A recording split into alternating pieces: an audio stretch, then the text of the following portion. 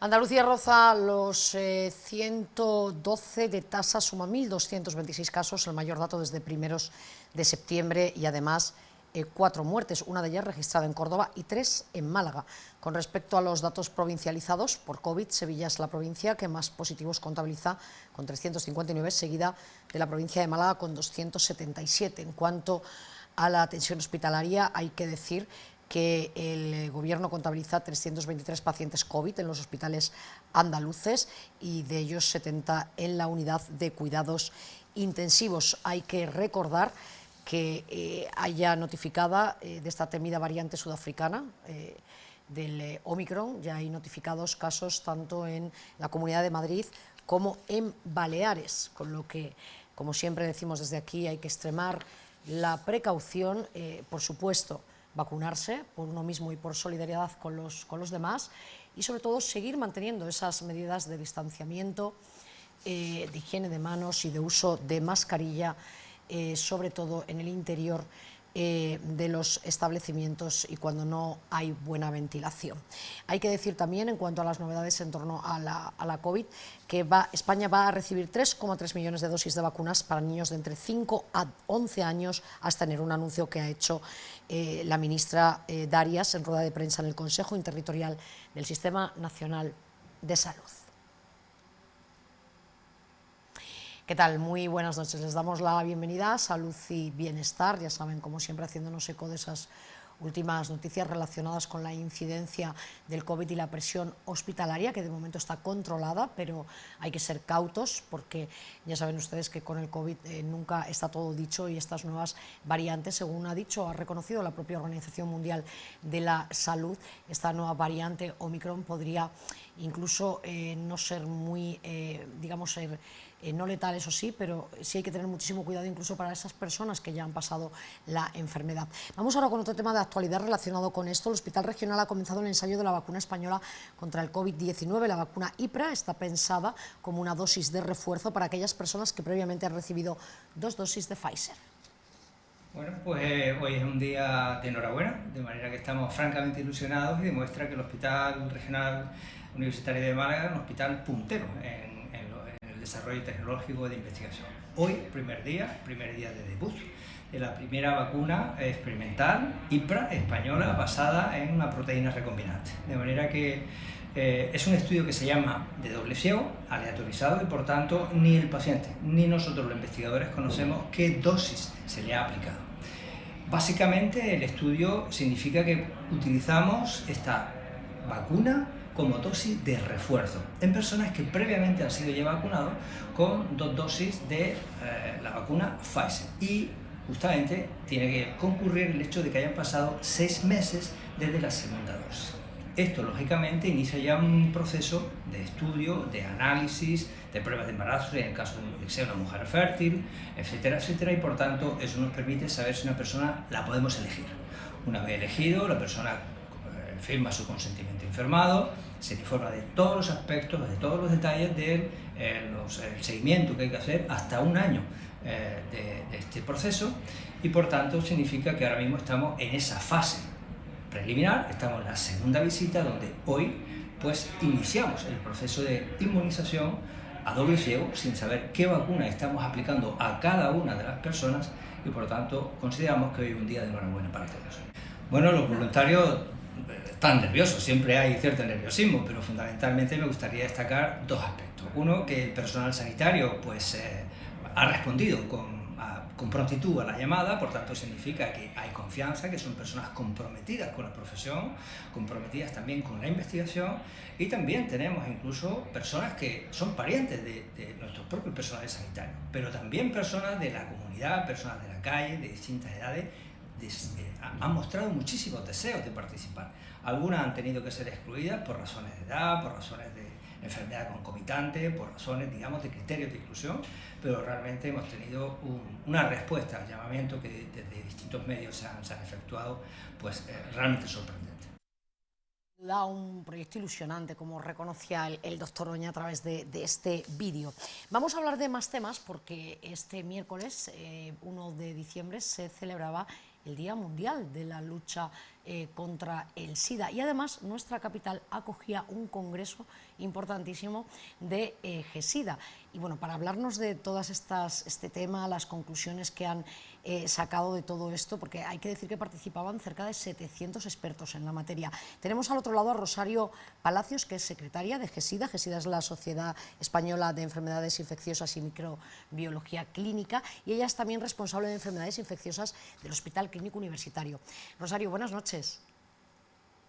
¿Qué hay? Buenas noches. Bueno, en primer lugar, muchísimas gracias por atendernos, porque sabemos que han sido unas jornadas maratonianas, que no habéis parado, y sabemos que es un poco tarde, pero nuestro programa es en directo y por eso te agradecemos muchísimo que puedas, aunque sea, dedicarnos unos minutos, porque sabemos que algunas de las principales conclusiones que se han puesto de manifiesto en este importante congreso celebrado en la capital es que es necesario mejorar las estrategias de prevención y también el diagnóstico precoz, ¿no? Sí, son probablemente los dos grandes caballos de batalla en la infección por el VIH. En estos 40 años que llevamos de epidemia del SIDA, se ha mejorado mucho en los tratamientos. Actualmente disponemos de tratamientos que son muy eficaces, son seguros, con poca toxicidad, se toleran muy bien y muy cómodos. Pero el problema es el diagnóstico precoz. Se siguen diagnosticando pacientes en fase avanzada y el hecho de que haya alrededor de un 13% de la gente que está infectada no lo sabe, con lo cual esa gente sigue transmitiendo y eso es probablemente un reto que aún no hemos conseguido lidiar. Entonces, eso por un lado. Y luego para la prevención, bueno, pues sí, desde final del 2019 se aprobó la PrEP, que es la profilaxis preexposición. Eso quiere decir sujetos que están en riesgo de contagiarse de la infección por el VIH, pues toman una medicación para evitar ese contagio.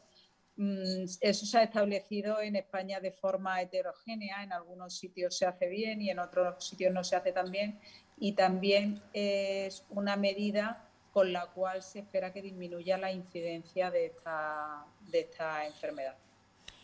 Estamos viendo ya imágenes de ese congreso que ha tenido lugar en el FICMA, en el Palacio de Ferias. Muchas personas pues, se preguntan, ¿no? Ahora que hemos vivido esto del COVID, ¿no? Cómo se ha desarrollado esa vacuna tan bueno, rápidamente, que todavía está claro que queda mucho por hacer, ¿no? Lo estamos viendo con estas variantes, pero claro, mucha gente se pregunta cómo es posible, ¿no?, que esta enfermedad, pues 40 años después, pues siga teniendo esta incidencia, ¿no? Bueno, pues es porque hoy por hoy el VIH es su principal mecanismo de transmisión es la vía sexual. Al principio de la pandemia fue más una infección de usuarios de droga por vía parenteral, pero actualmente el perfil es el de hombres que tienen sexo con hombres, el principal grupo de riesgo, por decirlo de alguna forma.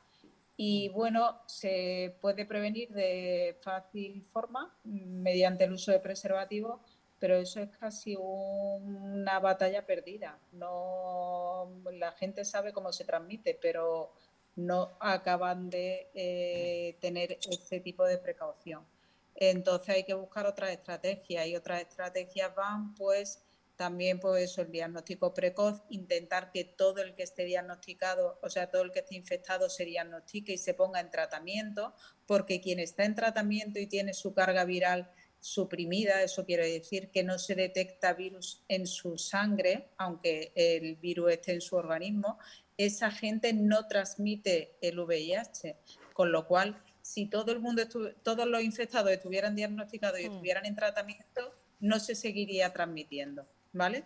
Ya. El problema es que es una infección que puede estar en tu organismo durante años sin dar ningún tipo de síntoma y si tú no te haces la prueba no sabes que estás infectado. Con lo cual es malo para ti, por tu propia salud, y es malo desde el punto de vista de salud pública porque tú sigues transmitiendo la infección. Eso te iba a decir, si fuéramos conscientes de la importancia de ese diagnóstico precoz para tener una mejor calidad de vida a largo plazo, ¿no? Que eso también es importante, no solo para evitar transmitirlo, sino por nosotros mismos, ¿no?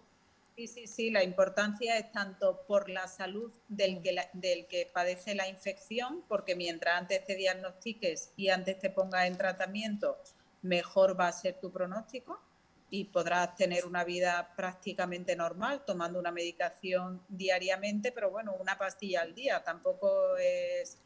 o sea que es bueno para el que la padece y por otro lado evita el transmitirlo a otros sujetos, con lo cual eso corta un poco la persistencia de la epidemia. Entonces es fundamental concienciar a la población para que la gente que sepa que tiene prácticas de riesgo, que bueno, casi no estaría de más que todo el que se acerca al sistema sanitario se hiciera un test del VIH. Entonces hay que concienciar a la población y hay que concienciar también a los sanitarios, ¿no? A los médicos de primaria que tienen mucho contacto con sus pacientes habituales e intentar hacer el mayor número posible de pruebas para intentar diagnosticar el mayor número de casos posible de forma precoz para cortar la transmisión y, por supuesto, también por el paciente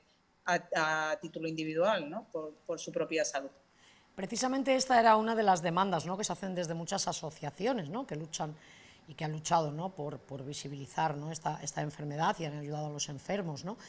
Porque bueno, el Servicio Andaluz de Salud se ha implantado un protocolo de detección precoz de pacientes con sospecha de VIH en urgencias de los centros hospitalarios, pero a lo mejor trasladar eso a la atención primaria, ¿no?, pues sería lo más deseable, ¿no?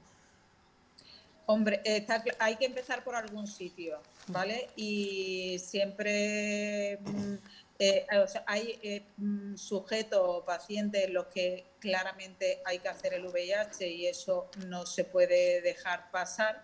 Y luego, pues de ahí hasta el infinito, como quien dice, ¿no? Entonces, por ejemplo, a nivel de urgencias, hay algunas urgencias que están muy concienciadas. Nosotros, concretamente, en nuestro hospital se ha establecido un programa y están haciendo muchos test y se están diagnosticando casos que no se hubieran diagnosticado si no se hubiera empezado a tomar esta medida. Y con primaria, pues bueno, también hemos tenido relaciones, verdad que con la pandemia de la COVID, pues todo se ha quedado un poco más paralizado, pero nosotros hemos establecido también conexiones con primaria, hemos ido a dar charlas a los centros de salud y bueno, pues hay de todo, hay médicos de familia que están más concienciados y sí que lo hacen y otros que no lo hacen tanto. Yo creo que se ha mejorado, pero que queda todavía camino por recorrer en este sentido. Bueno, sin duda la buena noticia es que ha pasado de ser, como leía el otro día un titular, ¿no?, de los compañeros de Diario Sur, una entrevista tuya que decía que ha pasado de ser una sentencia de muerte a una enfermedad crónica, que eso también hay que tener en cuenta que las víctimas mortales en el mundo pueden ascender a unos 40 millones, ¿no? Sí, eso está claro. Que al principio de la pandemia, hasta mitad de los años 90, que es cuando empezamos a disponer del tratamiento antirretroviral de gran actividad, pues los sujetos que se diagnosticaban de VIH pues tenían una sentencia de muerte.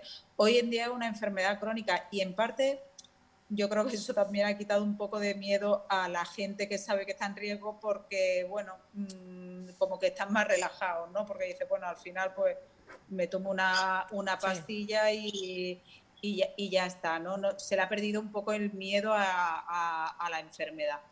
Pero sí, claramente hoy en día es una enfermedad crónica y, como decía antes, pues un paciente con infección por el VIH que se diagnostica a tiempo, que empieza su tratamiento y que hace las cosas correctamente, que es tomarse su medicación a diario y hacer sus revisiones de forma periódica, pero bueno, que pueden ser una o dos veces al año en sujetos que están bien controlados, pues esas personas pueden tener una vida totalmente normal, como cualquier otra patología crónica, con su medicación, pero con buenas expectativas de vida. Málaga, ¿qué incidencia hay en comparación con el resto del país? Por ejemplo, pues por tener una idea, si hay más incidencia, menos. Bueno, en Málaga es sobre todo la zona de la costa de Torremolinos, Benalmádena, por ahí hay muchísima incidencia. Málaga junto con Almería y Sevilla son las 3 provincias de Andalucía que tienen un mayor número de casos. Y bueno, pues por darte así números aproximados, no son números exactos, pero sí te puedo decir que en Andalucía en el 2020 hubo alrededor de 530 nuevos diagnósticos de infección por el VIH y en Málaga en ese mismo periodo fueron unos alrededor de 130, 150. Entonces, bueno, en Málaga se siguen diagnosticando, se ha mejorado, la tendencia es a disminuir, pero si miramos las curvas cuando nos dan los datos de epidemiología, casi que se mantiene estable el número de nuevos diagnósticos en un año. Y Málaga es una de las provincias, vamos, dentro de Andalucía y a nivel de España, pues casi que me atrevería a decir que también de las zonas con mayor incidencia. Por último, Rosario, no queremos robarte más tiempo, te queremos dejar descansar, pero entiendo que llegar a tener una vacuna frente al VIH es uno de los principales retos de la comunidad científica. Absolutamente, y no porque no se trabaje en ello, pero se lleva trabajando en la búsqueda de la vacuna y en la búsqueda de la cura. Hoy concretamente en una de las últimas sesiones del Congreso pues era el debate entre si la cura está cerca o no está cerca. Y desgraciadamente no porque seamos pesimistas, sino porque con este virus es un virus muy, muy listo, por decirlo de alguna manera, y no se acaba de dar con la clave para encontrar una vacuna. Hay gente, bueno, de la población general que a veces te pregunta, ¿no? Dice, ¿cómo es posible que para el coronavirus se haya sacado una vacuna tan rápido y para el VIH que lleva tanto tiempo, pues no acaba de darse con la tecla para encontrar una vacuna y para conseguir la cura? Ojalá, como decía un compañero el otro día, no cumplamos otros 40 años y podamos ver la cura antes. Se está avanzando y se van dando pasos, pero está difícil. Pues muchísimas gracias, doctora Rosario Palacios, secretaria de GESIDA y bueno, también de, como hemos dicho, Hospital Clínico Universitario, responsable de enfermedades infecciosas. Gracias de verdad por atendernos, que sabemos que ha sido una semana de mucho movimiento y de mucho trabajo. Muchísimas gracias, de verdad. Venga, de nada, hasta luego. Hasta luego. Bueno, pues ya ven, el SIDA fue sin duda la pandemia del siglo XX y el COVID nos ha hecho a lo mejor pensar que es una enfermedad que ya no tiene incidencia, pero no es real. Hay al menos 1,5 millones de casos que se diagnostican en el mundo cada año y hay un reservorio en los países subdesarrollados como pueden ser África, Asia o Latinoamérica, donde el virus sigue muy latente. Ya saben ustedes que la globalización pues hace también que todos estos virus, al igual que ha pasado con el COVID, pues se vayan propagando, con lo cual sin duda es importantísimo esa detención precoz, no solo para no extender el virus, no contagiar a otras personas, sino también para garantizar que uno puede tener una buena calidad de vida. Comentábamos antes que los hospitales andaluces han puesto en marcha un protocolo al respecto. En este caso, contarles que el Hospital Clínico Universitario, en su servicio de urgencias, se ha sumado con éxito a ese programa. Vamos a escucharlos.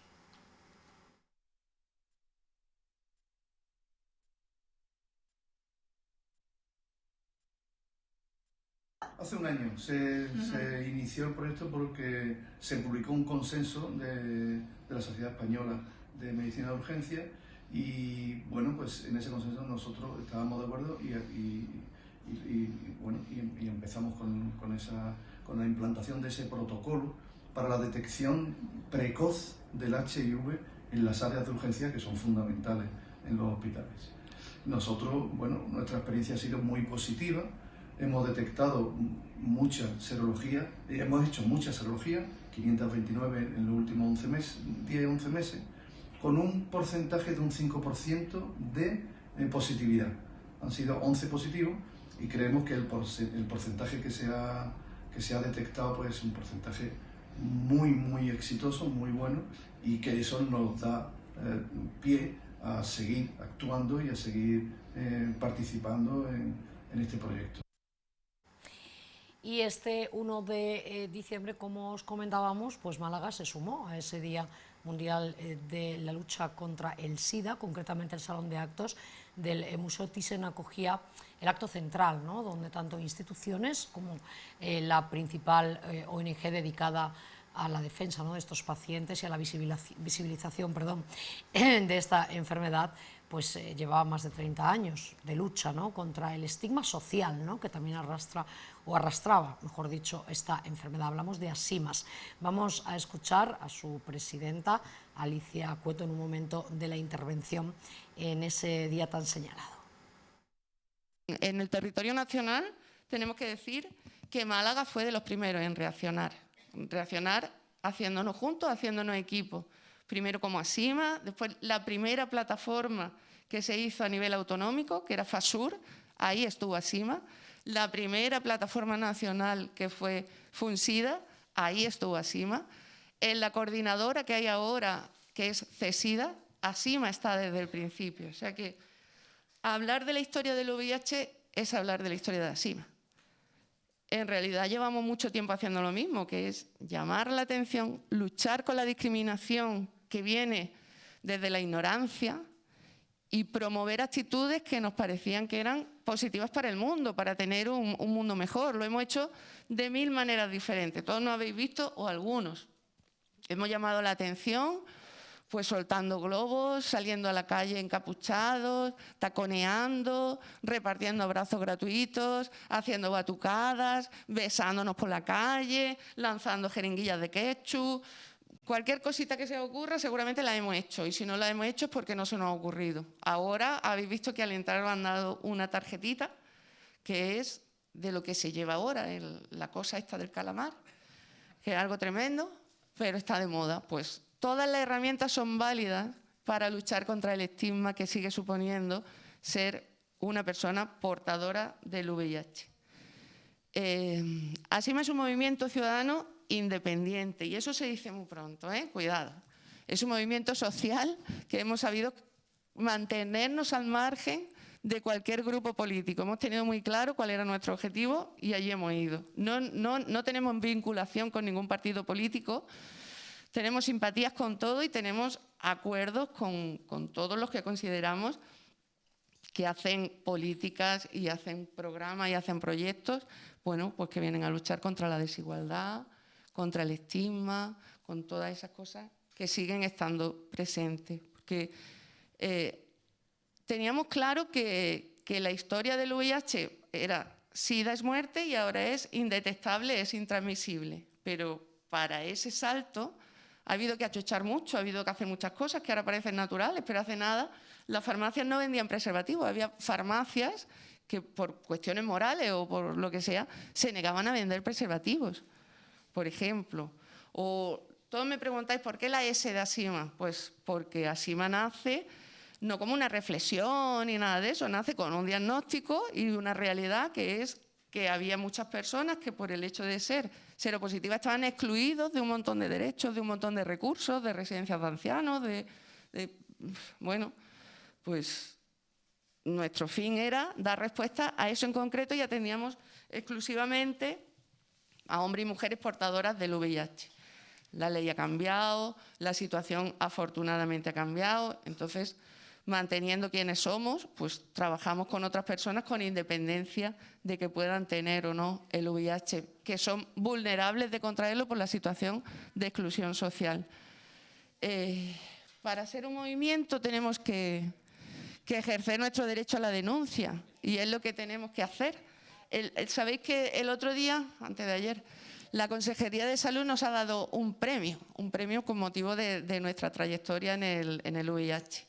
Yo quiero pensar que no es un premio por haber repartido condones, por haber hecho pruebas, por haber puesto máquinas de preservativos por todos lados, por todas esas cosas que hemos hecho. La característica, lo que nos define es la denuncia, porque si no seríamos gestores de servicios, que no es lo que queremos ser y no es lo que somos. Por eso entiendo que esa parte de denuncia, pues al final se tiene que premiar porque es independiente y porque tenemos relación con el ayuntamiento, pues nos matamos a diario, pero indudablemente es el ayuntamiento quien nos hace estar aquí. Es quien desde el principio de los tiempos, pues de la manita, nos ha acompañado.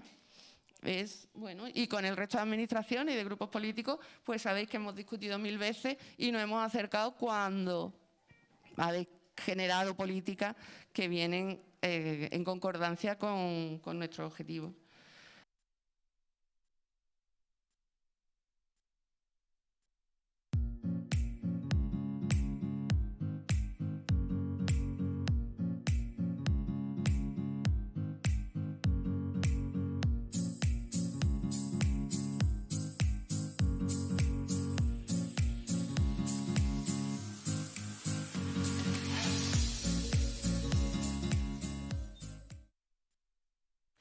Bien, pues ya tenemos al otro lado a Pedro Grandes, presidente de SEIC, que es la Sociedad Española de Investigación sobre Cannabinoides, que además ha habido unas jornadas importantísimas a nivel nacional aquí en Málaga, también hace muy poquito. Y bueno, pues queremos que Pedro nos cuente un poco cuáles han sido algunas de las conclusiones y qué temas han tratado. ¿Qué tal, Pedro? Muy buenas noches. Hola, muy buenas noches, ¿qué tal? Bueno, ¿qué tal? Cuéntanos un poco cómo ha sido vuestra experiencia aquí en Málaga, espero que buena. Bueno, la verdad que impresionante. La ciudad, por supuesto, siempre magnífica. Y la reunión de nuestra sociedad, pues ha ido todo muy bien y las conclusiones de ella pues han sido importantes, ¿no? En 4 ámbitos. Uno sobre mecanismos de cómo actúan los cannabinoides en el organismo, sobre todo en el cerebro. Otros aspectos relacionados con los procesos patológicos, con las enfermedades, los efectos terapéuticos de los cannabinoides, por supuesto, en diferentes patologías. Y finalmente un apartado que hay que considerar que quizás hoy en día a veces parece que se tiende a olvidar, ¿no? Que es los efectos nocivos, adversos que tiene el uso de los cannabinoides, como procedentes sobre todo del cannabis, que son los fitocannabinoides y los exógenos producidos sintéticamente, ¿no? Es importante tenerlos en cuenta, pero sin olvidar, y es algo que se está poniendo hoy en día a nivel de la sociedad pues como algo relevante, ¿no? Y también nosotros como sociedades científicas y la nuestra en concreto, pues la importancia del uso de los cannabinoides con fines terapéuticos en determinadas patologías. ¿Cuáles son los beneficios o cuáles son las dolencias, vamos a decirlo así, en las que se puede aplicar, ¿no? los cannabinoides? Pues hemos estado analizando en la reunión diferentes patologías en las cuales pues, los cannabinoides, el uso de los cannabinoides pueden tener utilidad, ¿no? Y hemos estado viendo los mecanismos a través de los cuales estos cannabinoides pues, pueden intervenir o favorecer de algún modo la mejoría de determinadas patologías, sobre todo enfermedades neurodegenerativas, enfermedad de Alzheimer, Parkinson, esclerosis lateral amiotrófica, otras como es el síndrome de Dravet. También se han presentado resultados sobre el efecto beneficioso que tienen los cannabinoides, en concreto uno de ellos, que es el cannabidiol, que es el componente no psicoactivo del cannabis, en patologías infantiles, como es en el caso de las hemorragias cerebrales que se dan en niños prematuros. En niños muy prematuros pues tienen más propensión a tener este tipo de patologías, ¿no? O en los recién nacidos que a veces desarrollan problemas de tipo ictus o falta de riego a nivel cerebral, y en los cuales pues, bueno, este cannabidiol podría ser efectivo. Y en el caso del Alzheimer, una combinación de cannabidiol no psicoactivo con THC, que es el componente psicoactivo del cannabis, parece ser que también podría ser beneficioso. Pero por otra parte también se han aportado evidencias que esta combinación pues, puede tener problemas en individuos mayores. De hecho, el consumo de estos compuestos pues, o fitocannabinoides se da más ahora en personas mayores en relación con las enfermedades neurodegenerativas, pero ello, claro, puede llevar pues, problemas, incluso algunos serios, en el sentido pues, de desarrollo incluso brotes psicóticos, etcétera, ¿no? O sea que es un arma de doble filo, efectos terapéuticos beneficiosos, pero también con mucho cuidado, pues porque hay efectos adversos que están demostrados y que son evidentes. Pero no sé si hay estudios clínicos, o sea, no sé si están aplicados a medicamentos ya en sí, porque bueno, está claro que son buenos analgésicos, pero no sé si realmente se utilizan como un compuesto, digamos. Claro, de hecho ya hay algunos compuestos, algunos medicamentos a base de cannabinoides, ¿no?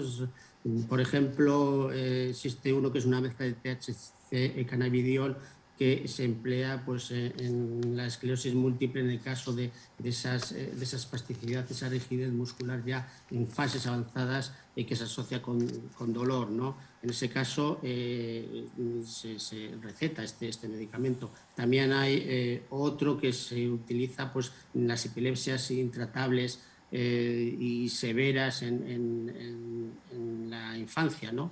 Es el Iprolex, que es a base de este cannabidiol que comentaba, que es uno de los fitocannabinoides no psicoactivos. Y la verdad que es muy, muy efectivo. También hay comercializados medicamentos a base de estos cannabinoides pues, para tratar las náuseas, vómitos de los tratamientos por quimioterapia, ¿no? Esos ya están comercializados y ahora lo que se está viendo es el uso de estos cannabinoides puede ser realmente positivo en determinados tipos de dolor sobre todo dolor crónico neuropático, en el cual, pues, por ejemplo, tras una lesión medular o, como comentaba antes, el dolor asociado a la esclerosis múltiple, o dolor oncológico, dolor asociado o relacionado con el cáncer, ¿no? En estos casos sí que el uso de los cannabinoides parece ser que es eficaz y es por donde hoy en día pues, van los tiros a nivel de la comunidad científica internacional del uso medicinal de estos cannabinoides, ¿no? También se habla y se está viendo pues, la posibilidad de este uso en otras patologías como puede ser fibromialgia o también cuando hay trastornos del sueño, favorece el dormir bien, un sueño placentero. Pero el problema que existe hoy en día y el debate que existe a nivel de las sociedades científicas es que no hay estudios a largo plazo de la eficacia y de la seguridad del uso de los cannabinoides, ¿no? Ese es el gran reto que tenemos hoy en día las sociedades científicas, ¿no? Hacer estudios de largo recorrido pues para ver, claro, a corto plazo sí, tiene un efecto beneficioso en determinadas situaciones de enfermedades o de patologías, pero no se sabe qué es lo que puede ocurrir a largo plazo, por ejemplo, utilizando cannabinoides en diferentes grupos poblacionales, claro. en gente joven, de edad mediana, en gente mayor, en hombres, mujeres, en situaciones que se asocian diferentes patologías, ¿no? Porque, por ejemplo, el cannabidiol, que antes mencionaba, es el que más está hoy en día pues, usándose, como mencionaba, pues, con fines medicinales, ¿no? Y el que más apoyo está recibiendo en ese sentido. O sea, por ejemplo, el cannabidiol también tiene unos efectos adversos que se están viendo, por ejemplo, pueden producir malformaciones tipo alcohol, malformaciones fetales, ¿no? Yeah. En algunos casos. También tiene una hepatotoxicidad, daña el hígado. También tiene problemas de infertilidad, etcétera, ¿no? Y claro, ¿y por qué? Pues porque actúa sobre muchos sitios en el organismo. Sí, sí, sin duda es un poco que sí es cierto que tiene ese poder terapéutico, pero siempre controlado, ¿no? Porque también su abuso pues también puede producir otro tipo de problemas, ¿no? Incluso problemas psiquiátricos, que es algo que creo que también habéis abordado. Efectivamente. Sí, sí, esta es una de las del caballo de batalla de la utilización de cannabinoides y sobre todo en individuos vulnerables, ¿no? Individuos vulnerables, jóvenes, adolescentes que consumen cannabis y que luego tienen pues más propensión de desarrollar cuadros psicóticos más adelante, ¿no? Y como decía antes, incluso en individuos mayores se está viendo que también existe la posibilidad que podría ocurrir eso. Claro, nuestras investigaciones son fundamentalmente preclínicas, o sea, son investigaciones que utilizan modelo animal, pero claro, es fundamental conocer los efectos en estos modelos animales para después pasar a los estudios clínicos y corroborar esas evidencias que hemos obtenido a nivel básico, a nivel de laboratorio, ¿no? O sea que, en definitiva, hace falta conocimiento científico. Bueno, pues para eso tenemos a la Sociedad Española de Investigación sobre Cannabinoides, que además, bueno, pues este es el congreso número 21, tengo por aquí, madre mía, muchísimos ya. Nosotros, sí. El 20, bueno, pues nosotros encantados de que hayáis elegido Málaga para reuniros y ir avanzando en todos estos usos terapéuticos. Muchísimas gracias, Pedro, por tu intervención, gracias por atendernos hasta ahora, que sabemos que es un poco tarde, pero no queríamos dejar pasar la oportunidad de conoceros un poco más a la SEIC. Pedro Grandes, presidente de la SEIC. Hasta luego, buenas noches. Hasta luego, buenas noches. Adiós. Adiós. Bueno, y vamos, ya entramos en la recta final del programa, pero queremos hacernos eco de algo que ha sucedido esta misma semana. Hablamos de los premios de la Cruz Roja a empresas que han colaborado con esta gran ONG que hace tanto por la sociedad y por quienes más lo necesitan. Vamos a verlo en este vídeo.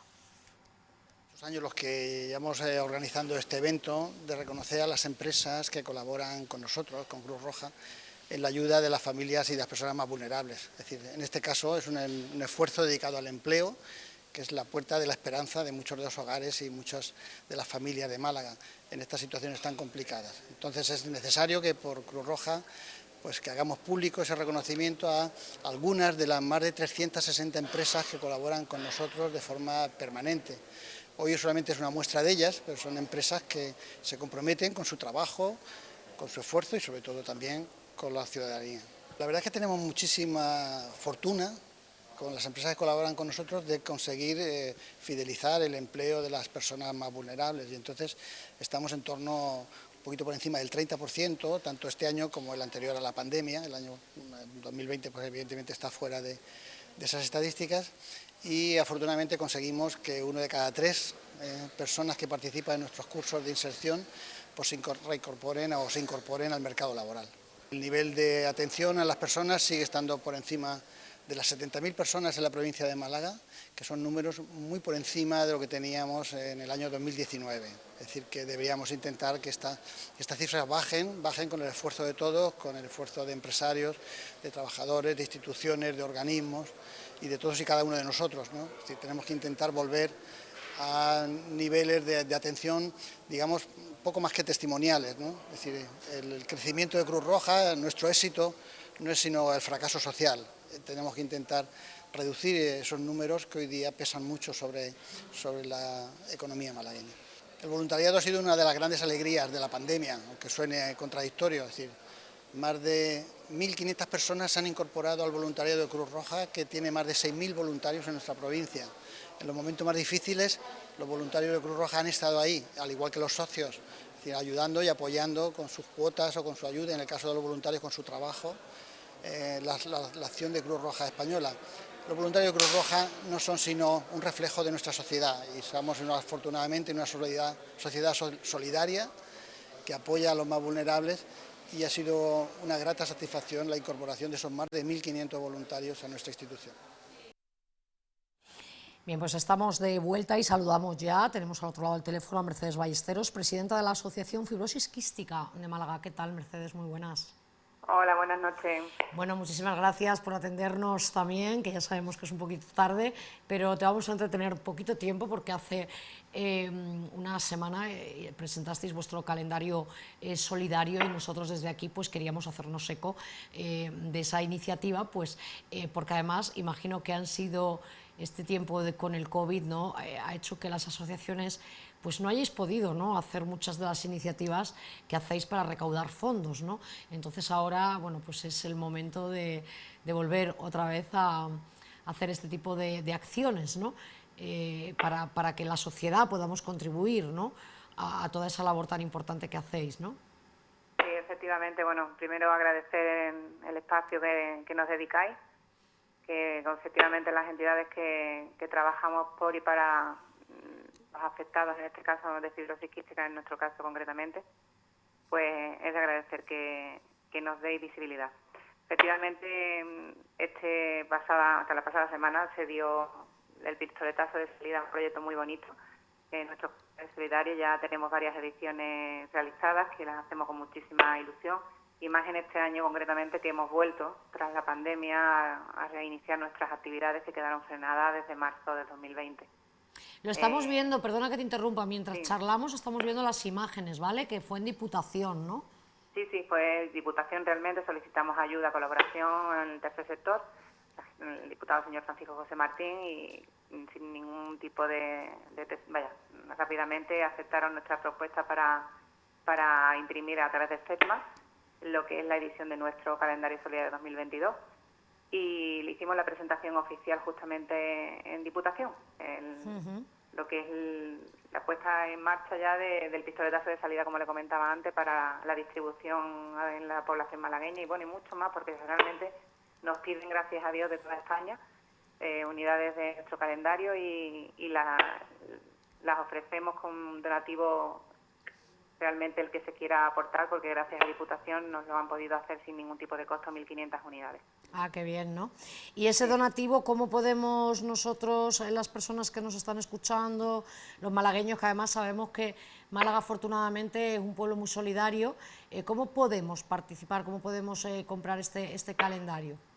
Mira, el calendario es un precioso diseño tamaño A3 de pared, tiene las 12 meses del año, los 12 meses del año. Nosotros siempre ponemos el anticipo del año siguiente, enero de 2023, y lo tenemos a la venta dentro de lo que es la palabra venta. Con un donativo hemos puesto un mínimo de colaboración de 5 euros a través de nuestro Facebook de Fibrosis Quística Málaga. Están indicadas lo que es el proyecto y la manera en donde, si se quiere colaborar, se puede hacer. El punto de venta es en nuestra sede, en nuestras instalaciones que están ubicadas en Teatino, justo enfrente del Corte Inglés Bahía Málaga, ahí es donde está la instalación. Hemos visto ahí imágenes en calle Hamlet, ¿no?, justo frente al Hamlet número 10. Bueno, pues acudir ahí y allí pues se puede adquirir para, bueno, pues para uno mismo, para hacer un regalo, y siempre pues es una forma, como decíamos, de poder ayudaros en todas esas acciones, ¿no?, que lleváis a cabo. Que yo te voy a pedir ahora, Mercedes, que nos cuentes un poco qué es la fibrosis quística, para aquellas personas que no lo sepan, que no conozcan esta enfermedad, y también que nos hables un poco de la asociación en estos minutitos que nos quedan. Sí, bueno, pues mira, la fibrosis quística, voy a intentar abreviar para no... Es una patología que, por desgracia, es genética, se transmite de padres a hijos. Afecta a todos los órganos vitales que emiten secreciones internas para el normal funcionamiento de esos órganos, y esas secreciones, en el caso de nuestros niños, pues se emiten alteradas, voluminosas, espesas, de manera que en lugar de funcionar y hacer funcionar bien el órgano, pues le entorpecen. Se van acumulando, se van enquistando, por eso la palabra quística, porque se van quedando acumuladas en sus canales de donde deben de movilizarse, e impiden que cada órgano haga su función. En el aparato digestivo impide la absorción de nutrientes, y en el aparato respiratorio, que es, por desgracia, el aparato que utilizamos las 24 horas al día, es donde más daño hace, porque es donde la fibrosis quística se empieza a ver en edades tempranas, provocando multitud de infecciones respiratorias con procesos inflamatorios, que es un círculo vicioso en donde la inflamación produce infección, la infección inflamación, y esas secreciones se van estancando en las bases de los pulmones y se van enquistando, anulando esa función pulmonar hasta limitar al afectado bueno, limitarlo, anularlo realmente, porque cada vez se va llenando más el pulmón de secreciones y cada vez la capacidad respiratoria va mermando. Por decir así, la consecución de todo este mal pues conlleva un fracaso respiratorio agudo, que en estos momentos está, gracias a los avances en trasplante, ¿no?, nos lleva a un trasplante bipulmonar. Cierto es que gracias a Dios se están produciendo muchos avances en medicina. Concretamente se acaba de autorizar en España una medicación que para una determinada mutación, que es bastante agresiva, y combinando con otras determinadas mutaciones de la misma patología, pues provoca que la enfermedad en principio se estanque. Qué bien, qué buena noticia, ¿no? Sí, buenísima. Además, este es reciente, el día 8 de noviembre, gracias al Ministerio de Sanidad, con un gran esfuerzo después de la pandemia tan horrible que estamos viviendo, pues ha aceptado a través de la farmacéutica que lo fabrica, han llegado a un acuerdo y estamos a la espera de que se pueda incorporar ya a todos los pacientes que se han comprometido, aunque sea a final de este mes de diciembre. Eso te iba a decir, pero eso va a estar financiado, o sea, va a ser con acceso de las personas afectadas, entiendo, ¿no? Sí, dentro de que el afectado cumpla las condiciones por la mutación que cada uno lleve, pues esa medicación se le va a suministrar, como gracias a Dios, eso sí tenemos que decir, el resto de las medicaciones que nosotros tomamos. Nuestros niños están obligados desde el nacimiento a ingerir una cantidad horrible de medicación y entre ellas pues esta va a permitir, y tenemos en eso puesto mucha fe, la normalización de la vida del afectado, pese a que los cuidados se tienen que mantener, porque no quita la enfermedad, simplemente es como que estanca el avance, ¿no? En niños pequeñitos pues va a ser maravilloso porque no van a ver el detrimento que a lo que es por ejemplo, mi hija misma que tiene 22 años ha sufrido un deterioro y un sufrimiento en toda su infancia, en toda su adolescencia, pues eso se lo van a evitar estos chiquillos que con 12 años ya van a poder tomar este medicamento. Claro, claro. Y en concreto nuestro calendario, al tema de lo que veníamos hablando, pues no sé si lo habéis, bueno, me imagino que estarán visualizando, son imágenes de propias fotos, un dibujo de nuestros niños. O sea, vamos a pedir a los compañeros a ver si podemos ver otra vez el calendario, porque lo hemos visto al inicio, cuando hemos empezado a charlar, pero bueno, ahora que nos estás detallando lo de los dibujos, pues podemos verlo ahora en más detalle. Que son dibujos, me decías. Dibujos hechos por nuestros niños, con sus inquietudes, con sus deseos, con sus anhelos, como le comentaba en la rueda de prensa. Un psicólogo ve estos dibujos y puede a través de ellos determinar el concepto de vida que tiene cada uno de las manitas que han hecho estos dibujos. Hay distintas edades, de muchos afectados de pequeñitos hasta de 22 años, pero cada uno de ellos tiene una historia detrás, ¿no? Y es una cosa que con muchísimo cariño lanzamos a la población malagueña, y ya le digo que tenemos, gracias a Dios, suerte de que nos piden calendarios de distintos puntos de España. Y gracias, por supuesto, a Diputación, pues imagínense, todo el costo está totalmente cubierto, con lo cual podemos recaudar fondos para las terapias que tanto necesitamos y que acabamos de reiniciar ahora en noviembre. Eso te iba a preguntar, porque no sé la incidencia de este trastorno en Málaga, no sé, en la provincia, si hay muchas personas afectadas, cuáles son los servicios que ofrecéis desde la asociación. Sí, mira, en Málaga y provincia en torno a 140 afectados, están ubicados cada uno, vaya que no hay una concreta centralización en ninguna zona. Monda, Fongirola, Mija, Vélez Málaga, en toda la provincia de Málaga tenemos casos. Y en concreto nuestra entidad pues fue creada por justamente familiares y afectados en esa fecha, chiquillos que no llegaban a los 7 años de vida, en el año 1988. Y con muchísima lucha y muchísimo tesón, pues hoy en día es un referente en base a los servicios asistenciales que gracias a Dios podemos ofrecer, a la seguridad que podemos trasladar de que no nos encontramos solos. Tenemos un sano orgullo de padres que vienen llorando a nuestras instalaciones, derivados por la propia unidad de fibrosis quística del Hospital Materno Infantil, que es donde primeramente reciben estos tipos de pacientes, y vienen llorando y se van con no una sonrisa de oreja a oreja, pero sí una sensación de que no están solos, de ver niños en otros tipos de edades ya que han superado esta letalidad que tan horrible había en el año 88, que no superaban los 10 añitos de vida. Ahora tenemos ya una estadística y una supervivencia en torno a 40 años casi, podemos tener esa, pero bueno, eso para mí no significa un éxito. Tenemos que conseguir que se iguale a la población en general. Y con esta medicación que le comentaba, en esa línea queremos intentar creer que vamos. Que aunque tengamos que sufrir una enfermedad, aunque tengamos que tratarnos diariamente, realizar terapias, radioterapia, nebulizaciones de antibióticos, ingesta de medicación, pero que nos permita normalizar la vida, que es la que hasta la fecha pues no la teníamos normal, por mucho intento que queríamos hacer las familias, ¿no? Perdóname, no te he preguntado, Mercedes, bueno, el tema del COVID, que ha sido horrible, ¿no? Pero imagino que para vosotros, siendo una enfermedad también respiratoria, tenéis que tener muchísimo cuidado, ¿no? Bueno, hemos sido pacientes de altísimo riesgo, pertenecíamos al grupo 7, tan famoso de la población en general referente al COVID, y es algo muy triste el decir, pero realmente es la realidad. Con la patología que la pandemia ha hecho en el mundo, el desastre tan horrible que ha hecho, realmente, y con el perdón que me supone el decir esas palabras que igual suenan feas, con tantísimo daño que ha hecho, tantísimo sufrimiento que ha ocasionado, pero es la manera más cercana al sufrimiento de un paciente con fibrosis quística.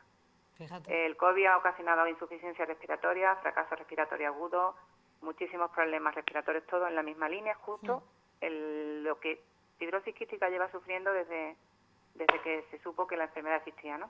Claro, cuando veíamos esas imágenes de los respiradores, ¿no? Y todo esto es nuestro día a día. Claro. Ese es nuestro día a día. Y ese, por desgracia, es el declive de un paciente de fibrosis quística en donde ya el fracaso respiratorio le hace que sus pulmones cesen. Oye, y el tema, no quiero que se me olvide, el tema de la vacuna, ¿habéis tenido preferencia a la hora de la vacuna? Sí, gracias a sí, Dios, ¿no? Sobre todo la Delegación de Salud de Málaga, a la cual agradezco enormemente el esfuerzo que ha hecho por echar el pie adelante, que fue la primera que empezó a vacunar aquí en Andalucía. Y gracias a la Consejería de Salud, señor Jesús Aguirre, don Carlos Bautista, pues no expusimos la situación clínica de nuestros niños y supieron ellos detectar que justamente con la vorágine en la que se encontraban, con el horror que el sistema sanitario ha sufrido durante todos estos meses de pandemia, supieron ver e incluirnos dentro de ese grupo 7 y quedamos vacunados en fechas previas a las de la población en general, pese a eso confinados, porque ni por eso nosotros accedíamos a salir y a normalizar nuestras vidas. Yo todavía sigo sin normalizarla. Yo en sitios cerrados evito estar, mis hijas van a todos sitios con mascarilla FFP2, o sea, no mascarilla higiénica quirúrgica, no, de máxima protección, de hacia adentro y hacia afuera, como se dice. Y yo siempre, todo lo que hago con mis hijas, mi familia, es en entornos abiertos y evitando sitios cerrados y sitios masificados. Y si estamos así, pues por supuesto mascarilla y sin contacto con nada para que no, claro que sí, para seguir protegiéndonos, porque esto sigue estando aquí. Pues Mercedes, nos quedamos ya sin tiempo, muchísimas gracias por dedicarnos estos minutos, mucha suerte con el calendario, desde aquí hacemos un llamamiento para que mostremos la solidaridad que para vosotros es tan importante, esa pequeña recaudación para seguir avanzando en los proyectos que lleváis a cabo y muchísimas gracias y desde aquí pues ese llamamiento, hemos comenzado el programa hablando de la importancia de que todos nos vacunemos y nos damos cuenta de que es importantísimo también que hay muchísimas personas con enfermedades crónicas que necesitan de esa solidaridad de la vacunación colectiva. Un abrazo muy fuerte. Mercedes Ballesteros, presidenta de la Asociación Fibrosis Quística de Málaga. Un abrazo, buenas noches. Gracias a vosotros por el espacio que nos concedéis, por la divulgación de nuestro calendario. Igualmente os comunico algo que quizás sepáis. Soles de Málaga está al caer el día 21 de diciembre con un proyecto precioso en el Teatro Cervantes para ayudar concretamente a 8 causas y de 3 proyectos. Y animo a la población de Málaga a acompañarnos y a conseguir que ese evento sea todo un éxito. Pues claro que sí, desde aquí lo recordaremos antes del día 21. Un abrazo, Mercedes. Muchísimas gracias y buenas noches. Buenas noches. Bueno, y a todos ustedes nos quedamos ya sin tiempo, como siempre agradecerles que estén ahí. Nos vemos el próximo jueves. Feliz semana.